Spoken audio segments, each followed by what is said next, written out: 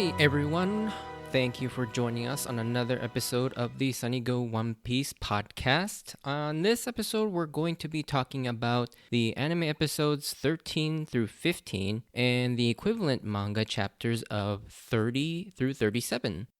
And now we're on our way to the climax of the Syrup Village arc, with the main players on both sides making their appearances finally, and the fighting will finally begin. So let's get started with the synopsis.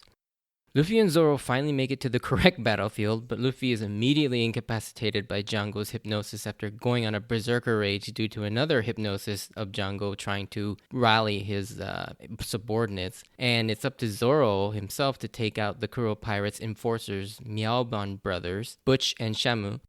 Kuro then arrives to see that his plan is being bungled by Django and his crew, and is absolutely furious at this. He gives them all an ultimatum to either take care of Luffy and the gang or be killed by him.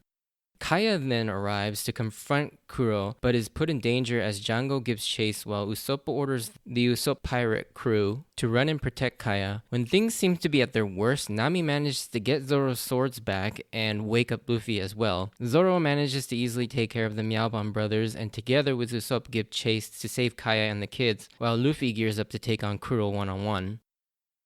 So yeah, it's a pretty action-packed set of episodes.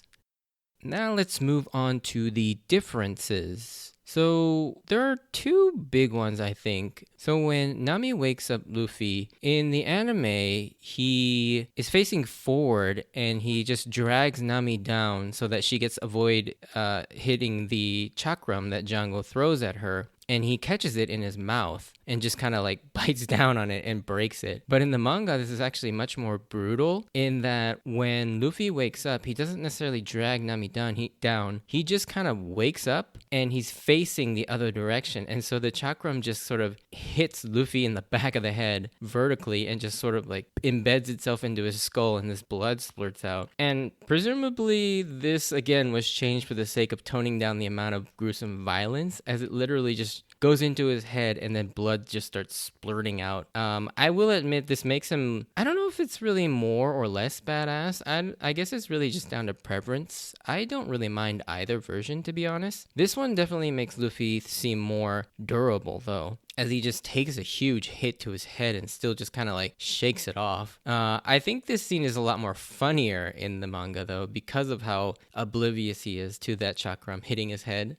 The other different scene was when, in the anime, Usopp picks up the gun that Kaya brought that she dropped on the ground and tries to shoot Kuro because of all the mental anguish he's causing Kaya. But in the manga, he actually, instead of picking up the gun, he just lunges at him and tries to punch him with his bare hand. And I honestly don't know why they changed this, because it makes Usopp that much more badass that he'd be willing to go after Kuro with his bare hands. And the panel of this moment is so much cooler in the manga than it is in the anime, which kind of just, he slow motion rises up from the ground picking up the gun and just aims it, and that's it. But this scene is way more, I guess, more intense in the manga, as his like eyes are like bulging out as he's lunging at Kuro with his fist. This is one moment I wish they hadn't changed, because it doesn't really make sense why they would change it, and it kind of makes the scene slightly worse off.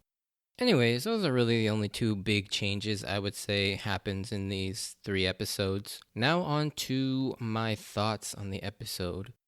So the combat finally gets going here, and we start with just Luffy being Luffy and charging in with his Gomu Gomu no Gatling and takes out pretty much all the henchmen. And this is where the payoff of Django's hypnosis jokes come in. And he powers up his men with the whole mind over matter hypnosis by making them stronger, or they think they're stronger.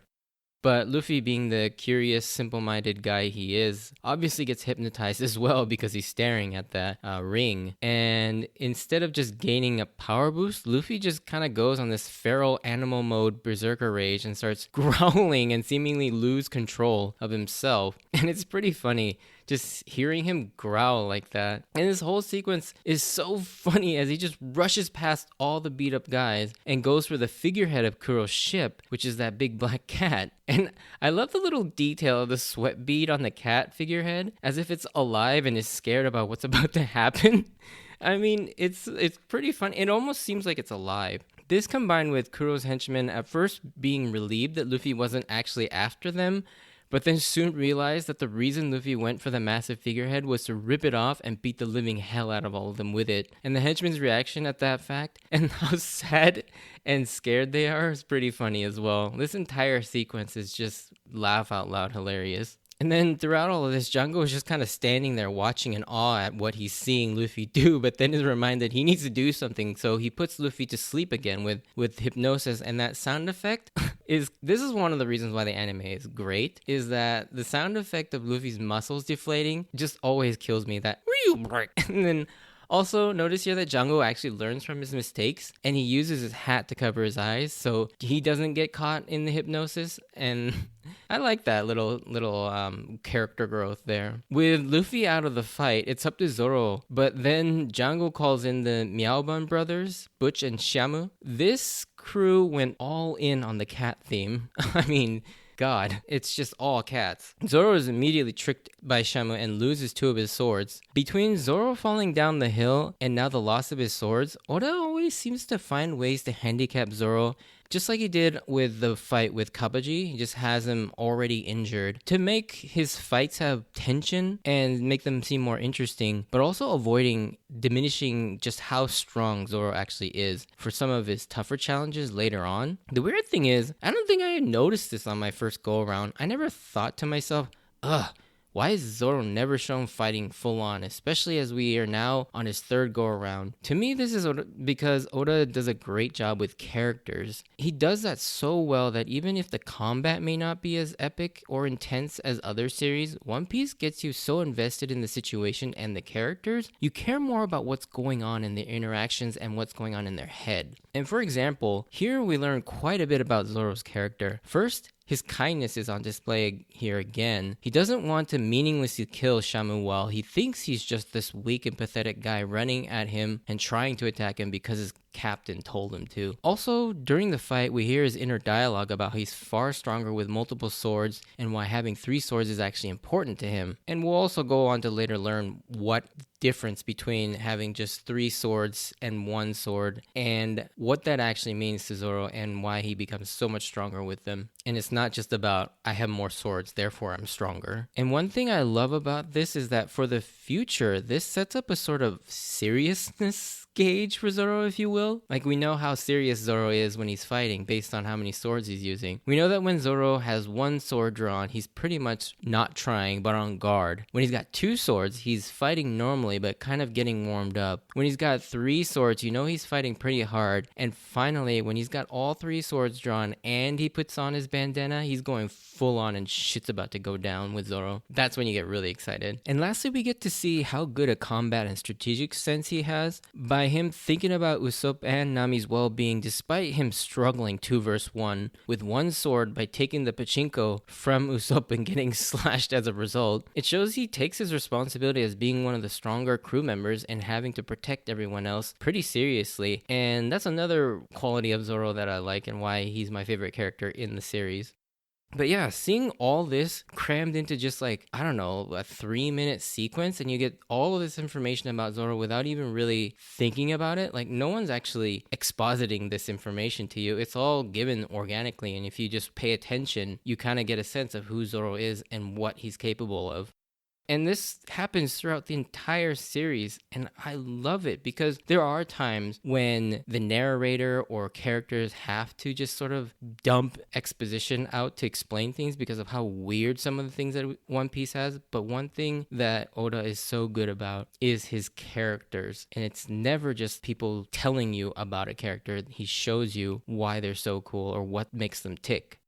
Next, we get Nami entering in the fight and sacrificing herself to try and get Zoro's swords for him. Of course, we get more of Nami's caring nature coming through her selfish veneer, and also her quickly assessing that if they're going to win, Zoro is going to need his swords. So Nami goes for the swords but gets slashed by Django's chakram and goes down. And that right there is why you never notice the seemingly simple combat sequences, because there's just so much more to see in regards to the characters. And of course, after Nami goes down and everything seems like it couldn't get any worse, it does, by having Kuro show up all pissed off. And that right there, my friends, is incredible tension building. Now, this next part actually surprised me when I first originally read this story, because it goes in a direction I didn't expect by having the Miaoban brothers believing that Kuro has gone soft and is weaker. After that, they decide to attack Kuro, but obviously Kuro is still a fearsome as ever and easily subdues them. It sets us up in helping us understand the stakes here with just what kind of main villain we're dealing with. We see it in comparison to two guys Zoro was having trouble with, and this guy who just kind of toys with them. So we now know that Kuro is stronger than any opponent we've faced yet. I think it's interesting here because Oda inserts some really small and subtle character building with this scene, because I always felt like the reason the Miaoban brothers are pissed at Kuro and attack him is because they kind of resent him for abandoning them for just money and a boring and peaceful life, as well as their overconfidence and stupidity as well. So it's like he gives these small little character building moments to even characters that don't really have too much screen time or page time. Skipping ahead a tiny bit, let's talk quickly about Kuro's flashback, because Oda is already using past elements and interweaving them in a really cool way. Here we discover that Kuro's plan, he has a marine soldier take a lookalike to be executed so that the marines stop coming after his bounty. But that marine he selects is none other than Morgan, Captain Morgan, our very first villain. Here we learn the reason why someone like Morgan got the rank of captain in his own base, which to us was obviously unearned and handed to him. But we find out that it was handed to him by a pirate, no less. In addition, we learn the reason he has that metal jaw and the axe hand is because Kuro broke his jaw and cut off his arm in the attack. Like, this level of detail is just insane to me. And this is just a small taste of how Oda does these interweaving callbacks. I cannot wait to show and talk to you about some of the other ones in the future down the line. Also, I have to mention, Kuro's weapons are pretty crazy and unique. I guess there are things similar. Wolverine, I guess, but yeah, it's just such a weird weapon. And I can't imagine how strong his fingers are to be able to lift up like these full-on blades up with each finger. Like, if you ever held a sword, you know how just one sword is strong or heavy, and then he's holding up one with each finger, which is insane to me. At this point, Nami, again with her quick thinking, uses this opportunity while everyone's distracted to kick Zoro's swords to him, which he's pissed off about, but very thankful. As well, go wake up Luffy by stomping on his face. It's interesting here because Nami was ready to put her life on the line, and she would have died here if not for the luck of Luffy dragging her down on accident and taking the bladed chakram to the face. More and more, I'm starting to really like Nami a lot with moments like this. And Zoro, with 3 swords again, finally quickly takes care of the Miaoban brothers with a new move, Toragari, or Tiger Hunter, I believe is how it's translated, which just further highlights just how much stronger Zoro is when using his 3 sword style techniques. Like, it doesn't even compare. A minute ago, he was struggling pretty hard, and here he just takes them out in one hit. And then to kind of now backtrack a bit, we find that Mary is still alive, miraculously. God, I don't even know how he survives that, but we are glad to see he's okay. After talking it out with Kaya decides to head to the coast to give up her fortune in the hopes that Kuro would just leave the island alone. Kaya and the Usopp pirate crew kids show up to raise the stakes even more with more people now in danger, but his exchange with Kaya just shows how much of a betrayal it was to her. And if we didn't hate him already, we certainly do now, because God, you can just see the heartbreak and betrayal in Kaya's face. But we do see Kaya trying to do her best to convince Kuro to leave the island, but Kuro uses their past relationship together, and really we do see how much of a betrayal this is for Kaya, as she sees just how evil and cruel this person is in stark contrast to the man she thought she knew in Kurahado, and eventually is just overcome with shock and grief and can't even bring herself to kill him. Seeing just how sinister Kuro's manipulative ways are and how broken Kaya is, especially in her already depressed and weakened state, Usopp jumps in headfirst and attacks Kuro out of rage. This part highlights that when he needs to be, Usopp is brave. I mean, he is attacking full on, outright, a man that he is no match for whatsoever, but still does it anyways to protect and avenge his friend. And I'm gonna discuss this point a little bit more probably on the next episode. But then obviously Kuro overpowers Usopp, or not overpowers, but outspeeds him and gets him behind him and is just about ready to take him out. And then we see that punch, one of the most satisfying punches. That first one from Luffy is just so awesome, like how his face just kind of twists and then gets blown back. I mean, it looks awesome. I give a lot of crap for some of the way the action is animated in the anime, but this punch was done really well. And I love how literal Luffy is after hearing Kuro say to Usopp how he sort of still resents him for punching him in the yard. And then Luffy is just like, if you hate being punched so much, I'll punch you like 100 times more. The classic Luffy insult, just straight to the point.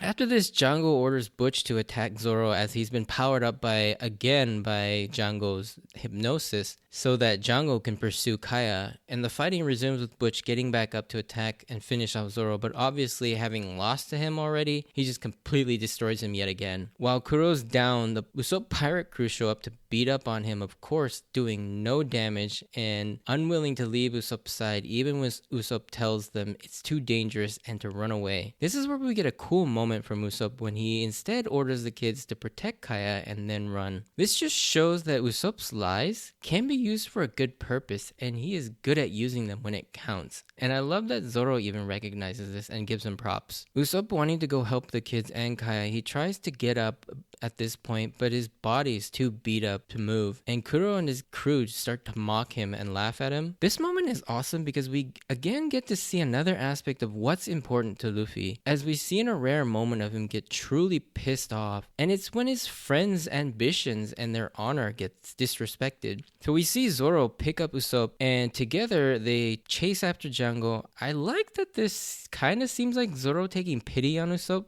but knowing Zoro's lack of direction, I think he was being genuine when he says he would be unable to find them if he went alone.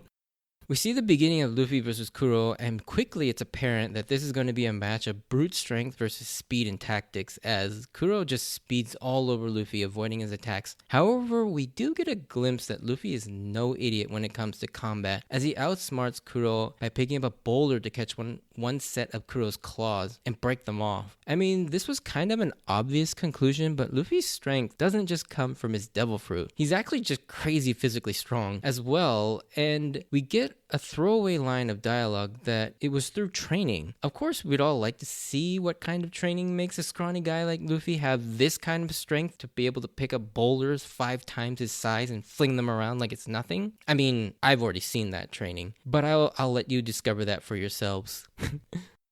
But we do start to kind of understand why Luffy's attacks hit with such force despite his devil fruit just giving him rubber qualities. Finally, I like this little exchange at the end of the episode with Luffy saying to Kuro that you can't be a pirate and not be willing to take the infamy and notoriety that comes with it. To me, I always loved one of One Piece's big themes, taking pride and responsibility in your actions, and that things you do have consequences and costs associated with it. And if you want something, you better be prepared to accept those consequences and pay those costs. Nothing worth having comes free or easy. And Luffy pointing that out to Kuro in his hypocrisy of wanting the wealth and power of being a pirate, but none of the consequences of becoming a wanted man and being hunted, was great to see because it highlights that Luffy understands this really well. And not only that, it seems like he's excited about that and relishes it. This makes Luffy even more badass and lovable. But yeah, this idea of just knowing that if you want something, it's going to take work and it's going to have consequences and costs associated with it. And the only way to achieve those things is to be able to be prepared to accept those and take responsibility for all of that. Which is something I still use in my life today too, whenever I think back to this scene. With that, we end our rewatch of episodes 13 through 15. These episodes are definitely a step up from the last 3 episodes, getting back to that awesome level of entertainment that we know the series has been thus far. The fighting and the tension were really awesome, but to me it's always the character building that occurs between the action that keeps me coming back to One Piece, and this episode is a great example of that, or these 3 episodes I should say.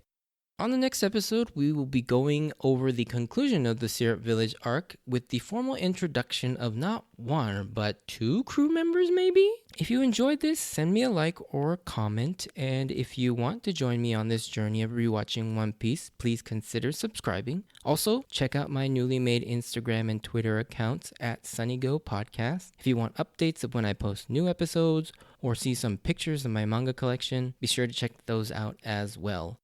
As always, I wanted to thank you for taking the time to listen to my podcast, and I hope to see you on the next episode. And for those of you that would like to stay for the spoiler section, that will be coming up next. But for everybody else, see ya!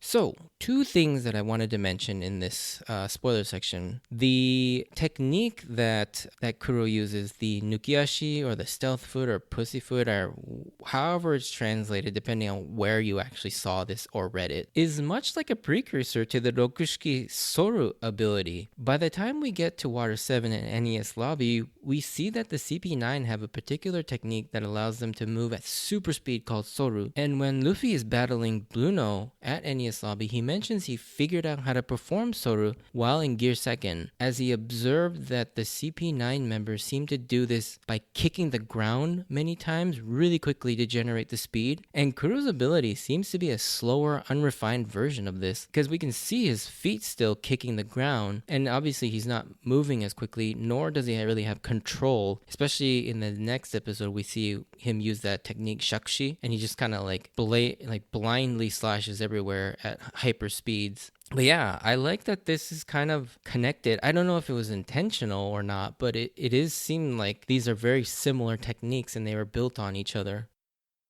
And then also, as I mentioned earlier in the episode, we do get to see Luffy's psychotic training at the hands of Garp in the flashback after the Marineford arc, and why Luffy is so durable and physically strong much later on. It really does do a good job of establishing Luffy's brute strength, but we'll discuss that more when we get to that point in the story way later. I mean, we're talking like episodes 500, yeah, as you all know. If you've seen, I mean, hopefully if you're listening to the spoiler section, you haven't just jumped ahead and started listening to these spoilers. But yeah, that's pretty much all I really wanted to talk about. Another thing, I guess, is just seeing Zoro surprised at how Butch can pick up a boulder that big, but then in Alabasta, just like 100 episodes later, we see Zoro lifting a fucking building over his head and then throwing it at Mr. One.